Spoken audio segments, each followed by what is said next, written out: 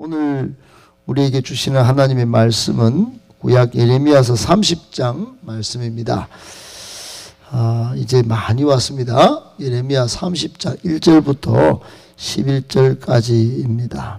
1098쪽 예레미야 30장 말씀 11절까지 교독하겠습니다. 여호와께로부터 말씀이 예레미야에게 임하여 이르시니라. 이스라엘 하나님 여호와께서 이와 같이 말씀하여 이르시기를 내가 내게 일러준 모든 말을 책에 기록하라. 여호와의 말씀이니라. 보라, 내가 내 백성 이스라엘과 유다의 포로를 돌아가게 할 날이 오리니 내가 그들을 그 조상들에게 준 땅으로 돌아오게 할 것이니 그들이 그 땅을 차지하리라. 여호와께서 말씀하시니라. 여호와께서 이스라엘과 유다에 대하여 말씀이 이러하니라. 여호와께서 이와 같이 말씀하시되 우리가 무서워 떠는 자의 소리를 들으니 두려움이요 평안함이 아니로다. 이는 자식을 해사는 남자가 있는가 물어보라. 어찌하여 모든 남자가 해산하는 여자같이 손을 자기 허리에 대고 모든 얼굴이 겁에 질려 새파래에 젖는가. 슬프다 그날이요 그와 같이 엄청난 날이 없으리라. 그날은 야곱의 환난의 때가 되미로다. 그러나 그가 환난에서 구하여 냄을 얻으리로다. 만군의 여호와의 말씀이라. 그날에 내가 내 목에서 그 멍에를 꺾어버리며 내 포박을 끊으리니 다시는 이방인을 섬기지 않으리라. 그들은 그들의 하나님 여호와를 섬기며 내가 그들을 위하여 세울 그들의 왕 다윗을 섬기리라. 왜 말씀이라. 그러므로 나의 종 야곱아 너는 두려워하지 말라. 이스라엘아 놀라지 말라. 내가 너를 먼 곳으로부터 구원하고 내 자손을 잡혀가 있는 땅에서 구원하리니 야곱이 돌아와서 태평과 안락을 누릴 것이며 두렵게 할 자가 없으리라. 11절 같이 읽습니다. 이는 여호와의 말씀이라. 내가 너와 함께 있어 너를 구원할 것이라. 너를 흩었던 그 모든 이방을 내가 멸망시키리라. 그럴지라도 너만은 멸망시키지 아니하리라. 그러나 내가 법에 따라 너를 징계할 것이요 결코 무죄한 자로만 여기지는 아니하리라. 아멘. 할렐루야. 반갑습니다. 여러분, 드디어 희망의 메시지가 막 쏟아지고 있습니다. 오해하는 사람들이 구약 성경은 하나님이 계속 때리고 벌 주고 심판하고 고통 가운데 있게 만드는 무시무시한 하나님이다. 항상 죄를 벌하는 장면만 자꾸 나오니 읽기가 거시기하다, 두렵다 이런 말을 많이 합니다. 그렇지 않아요. 여러분 앞에 많은 징계와 벌에 대한 또 죄지음에 대한 이야기가 나와도 여러분 오늘 본문을 읽으니 어떻습니까? 얼마나 이스라엘 백성들이 이 본문부터 희망의 하나님을 찬양하는지 몰라요. 얼마나 희열에 찬 찬가 같이 여기는지 몰라요. 근데 여러분 그런 하나님을 어떻게 오해할 수 있겠습니까? 그렇게 우리 인생과 역사의 반전을 이루시는 하나님을 신뢰하지 않을 수 있습니까? 여러분 지금 이스라엘 백성의 가장 큰 신앙적 의문은 하나님이 우리와 함께 하시는가? 딱 이거예요. 내 인생 돌아보면 우리나라 상황 돌아보면 참 하나님 안 믿는 바벨론에 포로로 잡혀간다 하네. 그 예레미야가 뭐라고 한 놈 나오더니 잡혀가라 하네. 그게 하나님 뜻이라 하네. 참 하나님이 우리와 함께 안 하시네. 실제로는 항상 함께 한다 하더니 결정적일 때는 다 포로로 잡혀가고 하나님 함께 안 하시네. 아이고 두렵다. 아이고 놀랍다. 뭐 여러분 뭐 시도 때도 없이 그런 말을 하지 않았겠어요? 그러니 거짓 예언자들이 아무리 뭐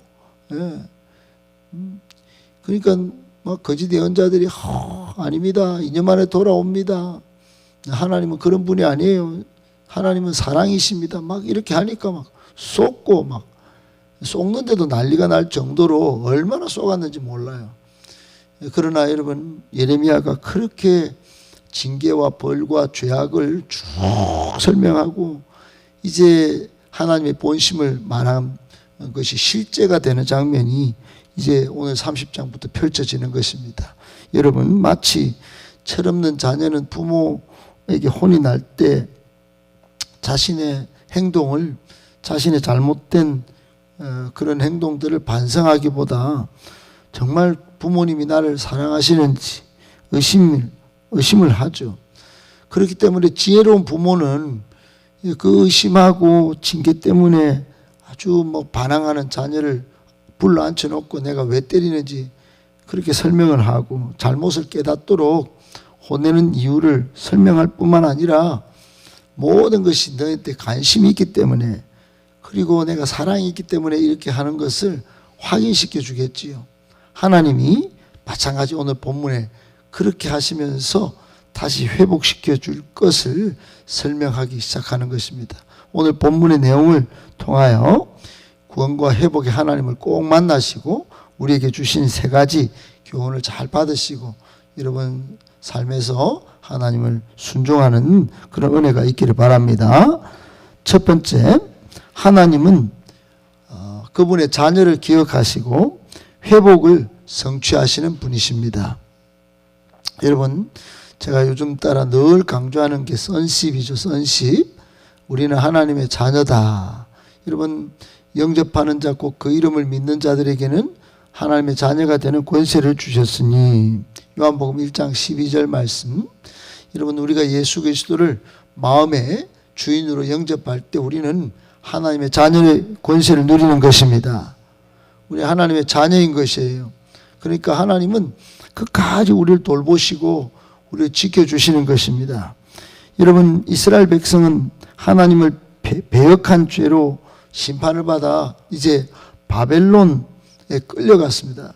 포로가 되었습니다. 비참했습니다. 너무너무 비참했습니다. 끔찍한 상황을 맞이했어요. 아들로부터 부모가 또는 모든 고관대작들이 다 하나님의 징벌을 받습니다. 그런데 하나님이 오늘 드디어 회복시켜 주실 것을 약속하셨습니다. 여러분 그분은 믿음 없는 백성을 위해서 약속을 오늘 본문에 보니까 책에 기록하라고 또렷하게 예레미야에게 말씀하십니다. 2절 끝에 모든 말을 책에 기록하라. 그 증거를 남기라는 거예요. 약속의 증거를 하나님은 반드시 회복시켜서 그 땅으로 고토로 돌아오게 할 것이고 다시 땅도 회복시켜 주실 것이라고 3절에 말씀하십니다.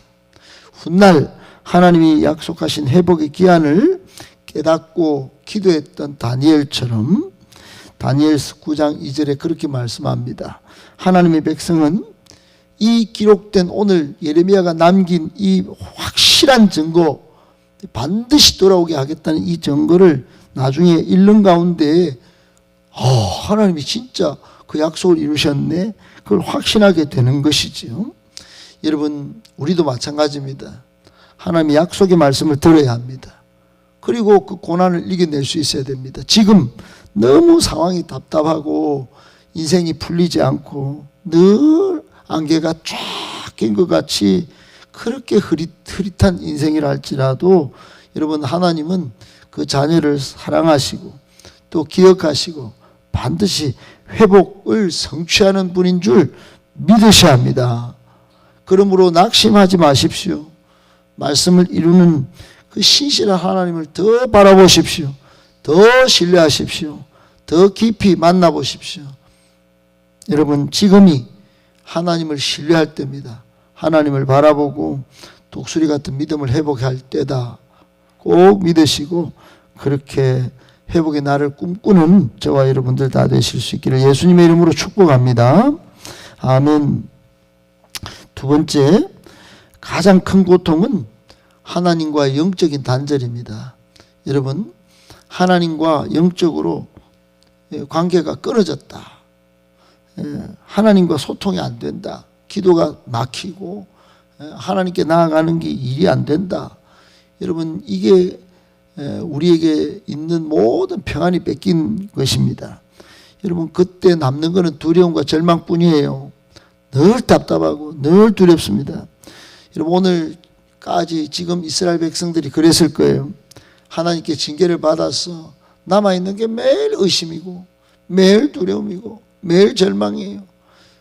듣는 메시지는 늘 뭐 심판이고, 와 진짜 막 답답다 막. 여러분, 하나님과 단절이, 영적인 단절이 있으니 얼마나 막 끔찍한 고통 가운데 지금 처해 있습니까? 하나님의 영광에서 떠난 사람, 하나님의 영광을 누리지 못하는 사람, 그 사람은 늘 두려움과 절망과 의심과 낙심과 포기밖에 남는 게 없는 것이에요. 그러나 하나님은 환난의 때가 지난 후 조금 전에 본 것과 같이 자녀를 다시 회복시키실 것이고 하나님의 은혜를 전폭적으로 체험하게 하실 것입니다. 두려움이 평안으로 바뀌고 하나님 안에서 안락과 기쁨을 다시 희락을 누리게 되는 것입니다. 우리를 두려워하며 떨게 했던 적은 이제 하나님의 심판을 도리어 받는 것입니다. 정말로 불신 세력들이 우리를 힘들게 만들고 잘 나가던 그것 때문에 마음 상해했었는데 진짜 역전의 날이 온 것입니다. 여러분, 그때 찾아오는 것이 평강이에요. 평강, 샬롬입니다. 하나님은 이 이제 평강을 누리게 되고 하나님과 영적인 교제가 아주 있도록 오늘 약속하십니다. 하나님은 오늘 10절에 보세요. 뭐라고 말씀합니까? 두려워하지 말라, 놀라지 말라. 마치 이사야 41장 10절의 말씀처럼 내가 너와 함께 하겠다고 그렇게 약속까지 하시면서 신실한 약속을 이루실 것을 말씀하고 계세요. 큰 능력으로 우리를 주에서 구원하실 것을 말씀하고 계세요. 그분을 믿고 꼭 인내하실 수 있기를, 그리하여 진정한 평강, 샬롬을 맛보실 수 있기를 예수님의 이름으로 축복합니다. 아멘. 마지막 세 번째, 하나님이 주실 회복은 공의로운 구원의 회복입니다. 여러분, 공의, 이걸 잘 들으셔야 됩니다. 공의, 하나님은 공의의 하나님이세요. 그것은 하나님은 반드시 죄를 징벌하신다는 뜻이 있습니다. 그 죄지은 죄지은 이방인들 반드시 심판하신다는 거예요. 그런데 하나님은 자비하셔서 그 공의 속에 자비를 심겨 놓으셔서 반드시 사랑도 포함한 공의예요. 그러니까 하나님을 오해하면 안 됩니다. 하나님의 심판만 때리시고 우리를 두렵게 하시고 그런 무시무시한 하나님이 아니에요. 하나님은 공의의 하나님이셔서 반드시 죄는 심판하시고, 그러나 끝까지 끊임없는 사랑으로 우리를 회복시키시는 자비를 포함한 공의의 하나님이시다, 이 말씀이에요. 여러분, 하나님은 거룩한 분이시기에 죄악을 참으실 수 없다는 거 알아야 합니다. 신실하시기에 또 약속의 말씀을 반드시 이루실 것도 여러분 알으셔야 합니다. 하나님은 공의로운 심판자이시고 자비로운 회복자이세요. 꼭 두 가지가 같이 있습니다. 하나님은 공의의 사랑으로 때로는 징계도 주시지만 반드시 하나님의 백성을 다시 회복시키십니다. 여러분, 그러니까 우리가 하나님의 사랑을 의심한다, 굉장히 위험한 것이에요. 우리가 죄가 있으면 반드시 심판을 받습니다. 벌을 받아요. 그런데 하나님은 그 벌과 징계, 때로는 고난 가운데 여러분 사랑을 잊지 않으십니다. 우리를 버린 적이 없어요. 그런데 우리는 계속 의심합니다. 여러분, 하나님의 백성 그리스도인은 하나님의 사랑을 한 점도 의심하지 말아야 합니다. 반드시 우리를 괴롭게 했던 모든 불의의 세력은 공의로우신 하나님으로 인하여 대신 반드시 그들이 지은 죄를 벌받을 것입니다. 그러니까 하나님이 주시는 회복은 공의로운 회복이 될 것입니다. 지금은 우리 인류가 또 우리 예수 믿는 사람이 교회가 이렇게 핍박받고 어려움을 당하지만 이런 반드시 공의로운 하나님 때문에 그렇게 회복시킬 하나님 때문에 앞으로 큰 은혜를 누리게 될 것입니다. 그게 결정적으로 보여진 사건이 예수 그리스도의 십자가 사건이에요. 여러분, 십자가는 죄를 반드시 지으면 벌 받는다. 예수님이 모든 죄를 다 담당하셔서 죽으신 표가 그게 십자가예요. 그런데 거기에 여러분 뭐가 깃들어 있습니까? 하나님의 사랑인 것입니다. 하나님의 사랑이 십자가에 다 녹아 있습니다. 그리고 예수님께서 대텔레스탈 그리고 다 구원을 이루신 것입니다. 회복을 거기서 이루신 것이에요. 그 십자가를 바라보고 믿는 사람은 반드시 회복합니다. 하나님의 구원을 받습니다. 하나님의 사랑을 체험합니다. 온전한 은혜를 누리게 되는 것입니다. 꼭 기억하시고, 여러분, 하나님은 공의로운 또 사랑으로 우리를 다시 반드시 회복시키셔서 하나님의 뜻을 이루실 줄 믿고 소망 가운데 인내하시기를 예수님의 이름으로 축복합니다.